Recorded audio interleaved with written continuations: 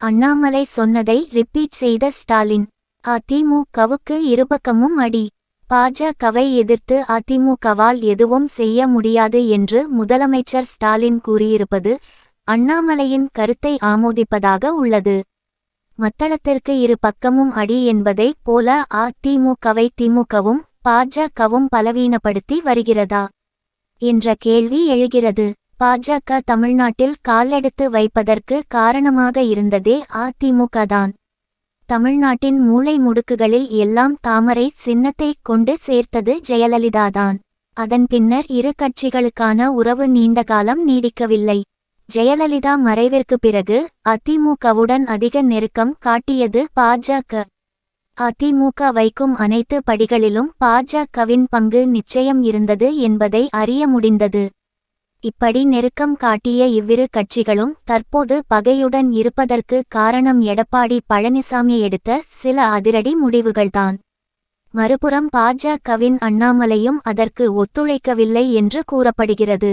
இதனால் இரு கட்சிகளும் தனித்தனியே மக்களவை தேர்தல் களத்தை சந்திக்கின்றன.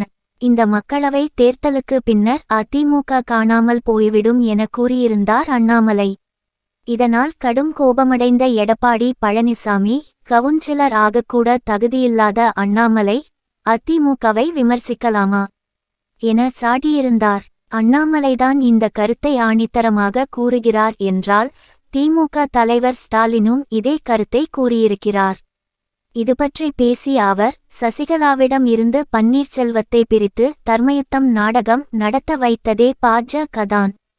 சசிகலா சிறைக்கு போன பிறகு முதலமைச்சரான பழனிசாமியை தங்கள் பக்கம் கொண்டு வந்ததும் பாஜகதான். இரு துருவங்களாக இருந்த பழனிசாமியையும் பன்னீர்செல்வத்தையும் ஒன்று சேர்த்ததும் பாஜகதான்.